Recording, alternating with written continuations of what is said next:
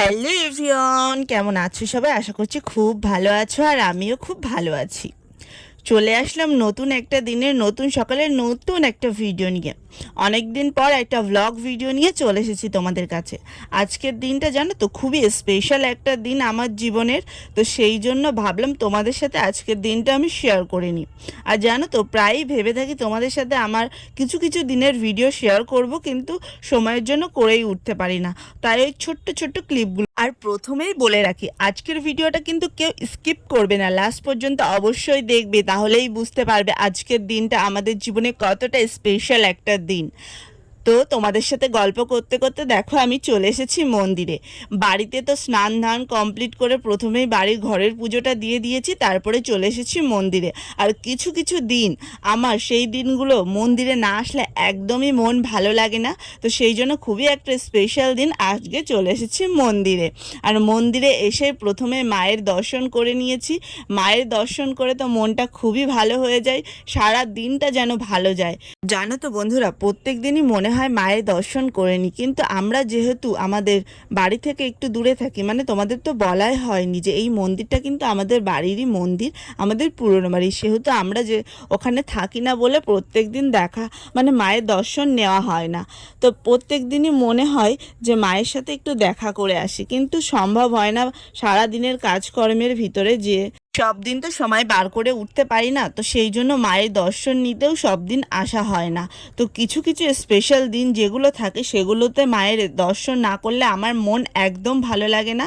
তো সেই জন্য আজকে সকালেই তোমাদের দাদাভাইকে বলেছি, যাও একটু মায়ের জন্য বাজার করে নিয়ে এসো, পুজো দেবো। তো সেই পুজোর বাজারটা তোমাদের দাদাভাই করে এনে দিল, আর আমি রেডি হয়ে সঙ্গে সঙ্গে চলে এসেছি মায়ের কাছে পুজো দিতে।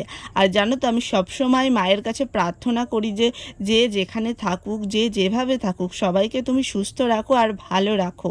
আমরা সবাই তো তোমারই সন্তান মাগো, এটাই বলি। তো আমার মায়ের কাছে পুজো দেওয়া হয়ে গেছে। তো এখানে আছে আমাদের একটা মনসা মন্দির, তো সেখানেও এসেছি পুজো দিতে। মানে সেখানে আমি এই সবসময়ই আসলে এখানেও একটু ধূপ ঘুরিয়ে পুজো দিয়ে থাকি। তো এগুলো আমার খুবই ভালো লাগে, আর মায়ের মন্দিরে আসলে মনটা একদম শান্ত হয়ে যায়, জানো তো। তো আমাদের পুজো দেওয়া কমপ্লিট, তোমাদের দাদাভাইয়ের দরজাটা দিয়ে দিল, চলো বাড়ি যাওয়া যাক। এই দেখো বাড়ি এসেছি চলে। তোমরা নিশ্চয়ই গেস করতে পারছো বন্ধুরা কি আজকের দিনটা হতে পারে। হ্যাঁ বন্ধুরা, তোমরা ঠিকই ধরেছো, আজকে আমরা একসাথে তিনটে বছর পার করে ফেললাম। আজকে আমাদের সেই একসাথে একত্রিত হয়ে, মানে কি বলবো, তোমাদের দাদাভাইয়ের জীবনে বা আমার জীবনে তোমাদের দাদাভাইয়ের আসার আজকে সেই আসল দিন। মানে 14ই বৈশাখ আর 28শে এপ্রিল ছিল আমাদের 3 বছরের পূর্ণ বিবাহবার্ষিকী। তো সেই উপলক্ষেই আজকে মায়ের কাছে গিয়েছিলাম পুজো দিতে। হ্যাঁ আজকে বেশি কিছু হচ্ছে না, সামান্য কিছু রান্না বান্না হচ্ছে। কি কি রান্না করছো দেখো? বসিয়েছি, একটু ডাল বসিয়েছি, এখানে ডাল বসিয়ে দিচ্ছি। ডাল। হ্যাঁ, ডালের একটু ঝোল করব হালকা করে। আর কি আছে? আর এখানে করবো একটু বেগুন ভাজা ডালের সাথে। আচ্ছা, আর এখানে আছে এই দেখো, কি আছে এটা? একটা মাছ আছে, মাছের ঝোল হবে, মানে মাছের ঝাল করব। আচ্ছা, আর এখানে আছে চিকেন, একটু চিকেন কষা করব। এটাই হবে আজকে রান্না বান্না। এখনো গোটাকাটা সব কমপ্লিট হয়নি, আস্তে আস্তে করছে। ঠিক আছে। আর জানো তো বন্ধুরা, আমার একটা ইউটিউব চ্যানেলও আছে। তোমরা যদি কেউ মনে করো আমার ইউটিউব চ্যানেলের ব্লগ ভিডিওগুলো তোমরা দেখবে, অবশ্যই যেতে পারো। কিন্তু আমার ইউটিউব চ্যানেলের নাম হলো মৌসুমিস হাউস, অবশ্যই যাবে কিন্তু। আর গিয়ে কেমন লাগছে ভিডিওগুলো অবশ্যই কমেন্ট করবে। আজকে কিছু স্পেশাল রান্না করেছি আমার স্পেশাল মানুষটার জন্য। তো প্রথমে তো ভাতটাই থাকতে হবে। তো আজকে ভাতটা করেছিলাম বাসমতি রাইস দিয়ে, সাথে ছিল মুসুরের ডাল পাতলা করে, আর ছিল একটু মাছের ডিম পেঁয়াজ লঙ্কা দিয়ে ভাজা, আর তার সাথে বেগুন ভাজা। আর এদিকে একটা দিদিভাই দিয়ে গেছিলো পাট শাক ভাজা, সাথে কুমড়ো পুঁই শাক ডাঁটা চিংড়ি দিয়ে একটা তরকারি, এটাও খুব সুন্দর হয়েছিল। আর তার সাথে ছিল মাছের ঝাল, মাংস, অনেক কিছু। তো আজকে সবাইকে খেতে দিয়েও দিয়েছে প্রায়, যেহেতু 3টে বেজে গিয়েছে বেলা, তো সেই জন্য সবার খাওয়াও প্রায় হয়ে গেছে। ওই জন্য চলো টাটা।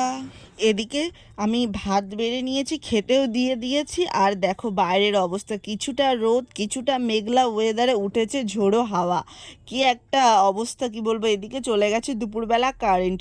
তো দুপুরবেলা কারেন্ট চলে গেলে দুপুরবেলা ভাত খেতে যে কি একটা অসুবিধা হয় কি বলবো তোমাদের।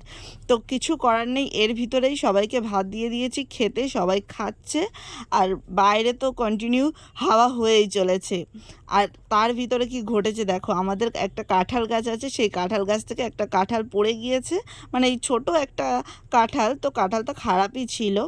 তো আমার এই ভিডিওটা তোমাদের কেমন লাগলো অবশ্যই কমেন্ট করে বলবে। আজকের ভিডিওটা এই পর্যন্ত, চলো টাটা।